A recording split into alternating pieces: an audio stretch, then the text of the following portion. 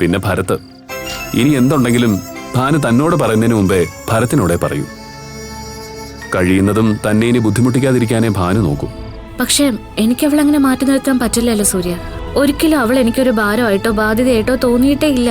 പിന്നല്ലേ ഞാൻ മാറ്റി നിർത്താൻ?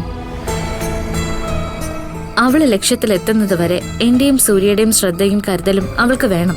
ഇല്ലെങ്കിൽ ചിലപ്പോ അവൾക്ക് പ്രതീക്ഷകൾ നഷ്ടപ്പെട്ടു പോവും. അങ്ങനെ ഭാനുവിനെ നമ്മൾ ഒറ്റപ്പെടുത്തോ ഭാവന? അവള് ലക്ഷ്യത്തിലേക്ക് എത്തേണ്ടത് അവളുടെ മാത്രം സ്വപ്നമല്ലല്ലോ, തന്റെ സ്വപ്നമല്ലേ? തന്റെ സ്വപ്നങ്ങൾക്കൊപ്പം യാത്ര ചെയ്യാനാണ് എനിക്കിഷ്ടം. അതിനിപ്പോ എന്ത് തന്നെ ആയാലും. എന്തായാലും ഇന്നത്തെ സംസാരത്തിൽ തന്റെ മാമന്റെ സകല പ്രതീക്ഷകളും കൈവിട്ടു പോയിരിക്കുക. അതുകൊണ്ട് ഇനി ഏത് നിമിഷവും തന്റെ മാമന്റെ ഭാഗത്തുനിന്ന് ഒരു നീക്കം പ്രതീക്ഷിക്കാം. നോക്കാം സൂര്യ. എന്ത് വന്നാലും ഇനി നമ്മളെല്ലാരും ഒറ്റക്കെട്ടായിട്ടുള്ള തീരുമാനമേ നടക്കൂ. സൂര്യ വാ, വല്യമ്മ നമ്മളെയും കാത്തിരിക്കാവും. നേരം കുറയായി. താൻ ചെല്ല്, ഞാൻ ഈ മെയിലൊന്ന് അയക്കട്ടെ.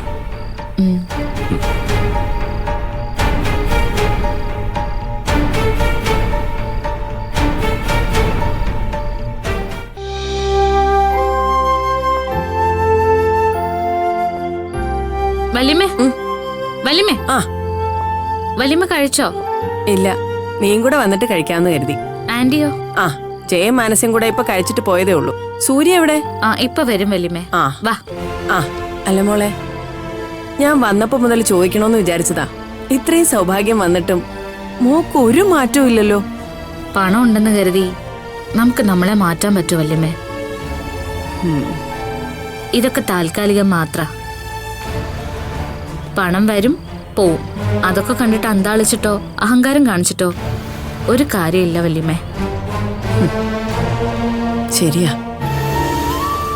എത്ര പണം ഉണ്ടെങ്കിലും മനുഷ്യന് ദൈവം കൊടുത്തിരിക്കുന്ന ആയുസിനെ നീട്ടാൻ പറ്റുമോ? ഇങ്ങനെയൊക്കെ ചോദിച്ചാ എനിക്കൊന്നും പറയാനില്ല. ദേ, നിന്റെ സ്ഥാനത്ത് വേറെ വല്ല മരുമക്കളും ആയിരുന്നെങ്കിൽ ജയനിർമ്മലെ പുല്ല് പോലെ വലിച്ചെറിഞ്ഞിട്ട് സ്വന്തം വീട്ടിൽ പോയി നിന്നേനെ. ആന്റിയെ ആ പഴയ ആന്റിയാക്കി എടുക്കാൻ വേണ്ടി ഞാൻ എത്രമാത്രം കഷ്ടപ്പെട്ടിട്ടുണ്ടെന്ന് അറിയോ വല്യമ്മയ്ക്ക്?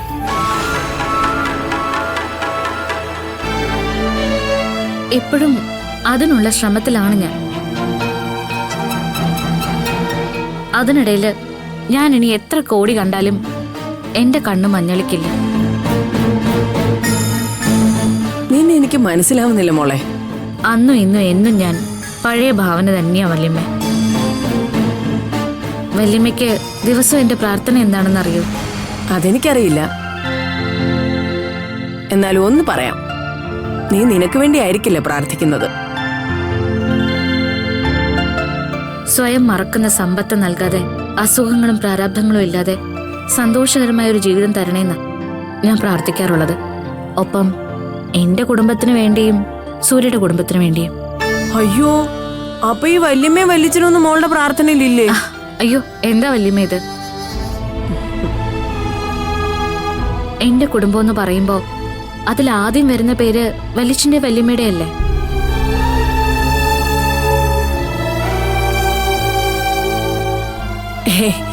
ഞാൻ വെറുതെ പറഞ്ഞതല്ലേ മോളെ. വല്യമ്മയ്ക്ക് എന്ത് തോന്നി അമ്മയ്ക്ക് ഇങ്ങനൊരു ഭാഗ്യം വന്നപ്പോ? സത്യം പറഞ്ഞ പപ്പേട്ടൻ എന്നെ വിളിച്ചു പറഞ്ഞപ്പോ തന്നെ എനിക്ക് ഭയങ്കര സന്തോഷമായി മോളെ. പിന്നെ മോളും കൂടെ പറഞ്ഞപ്പം ഞാൻ പറയണ്ടല്ലോ. പപ്പേട്ടൻ ഇത്രയും സന്തോഷത്തോടെ സംസാരിക്കുന്നത് ഞാൻ അടുത്തൊന്നും കേട്ടിട്ടില്ല. എനിക്ക് മനസ്സിലായി വല്യമ്മേ. ഞാൻ ലോക്കപ്പിൽ കിടക്കുമ്പോ ഞാൻ അവിടെ കണ്ടത് വല്യച്ഛനെ അല്ല, ശരിക്കും എന്റെ അച്ഛനെ തന്നെയായിരുന്നു.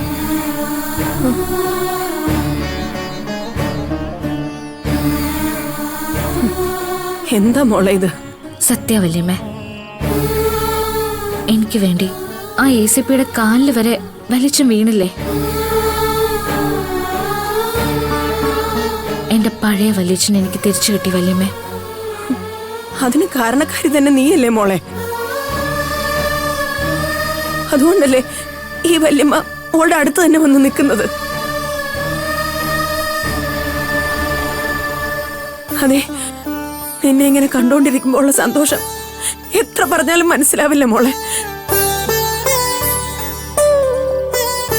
അപ്പൊ പിന്നെ ഗായത്രിക്കും മക്കൾക്കും ഇങ്ങനൊരു സന്തോഷം വന്നാ ഞങ്ങള് സന്തോഷിക്കണ്ടേ?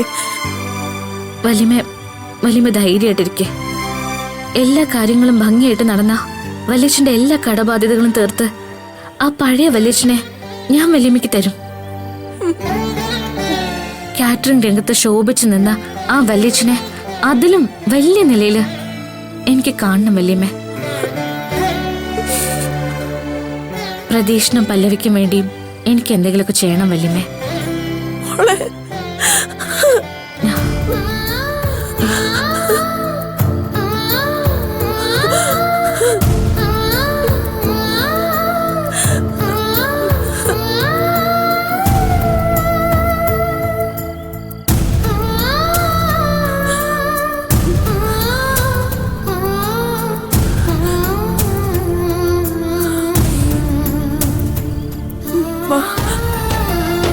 കരയല്ലേ വല്യമ്മേ.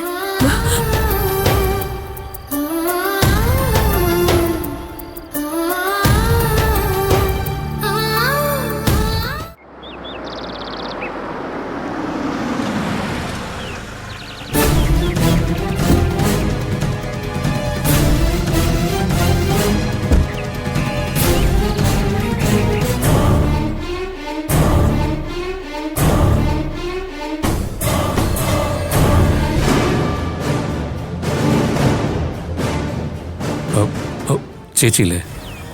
അമ്മേ,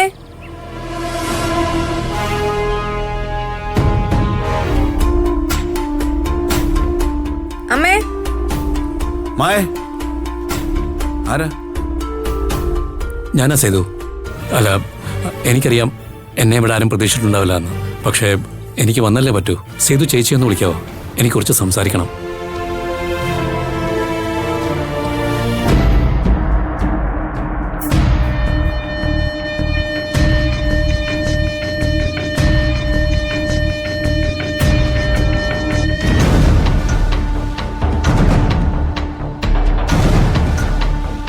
ചേച്ചി, ഞാനിപ്പോൾ വന്നത് വഴക്കുണ്ടാക്കാനോ ചോദ്യം ചെയ്യാനോ അല്ല. അല്ലെങ്കിൽ തന്നെ താൻ വഴക്കുണ്ടാക്കാൻ ഞങ്ങളിവിടെ കേട്ടോണ്ടിരിക്കുന്നതാണ് എനിക്ക് തോന്നുന്നത്. സേതു, ഞാൻ ആദ്യമേ പറഞ്ഞു ഞാൻ വന്നത് ചേച്ചിയോട് സംസാരിക്കാനാ. തന്നോട് പറഞ്ഞു സേതു, ചേച്ചി, വന്നതും പോയതൊക്കെ പോട്ടെ. നമ്മൾ ആദ്യം തീരുമാനിച്ചതുപോലെ ജയേഷിൻ്റെയും ഭാനുവിൻ്റെയും കല്യാണം നടത്തിയാലോ?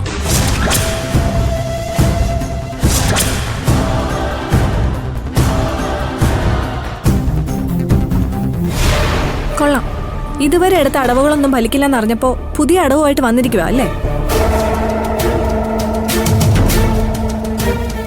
മായ, ഞാൻ നിങ്ങൾക്ക് അന്യ ആളൊന്നുമല്ലല്ലോ. ഒരേ അച്ഛൻ്റെ മക്കളല്ലേ ഞാനും ചേച്ചിയും. അത് ഇത്രയും നാൾ നീ ഓർത്തില്ലായിരുന്നോ?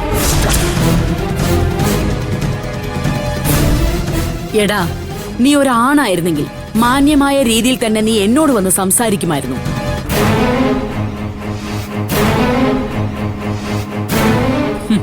പക്ഷേ നീ എന്നെയും എന്റെ മക്കളെയും ചതിക്കാൻ നോക്കി. അവിടെയും നിനക്ക് എന്നെ ഒന്നും ചെയ്യാൻ പറ്റില്ല.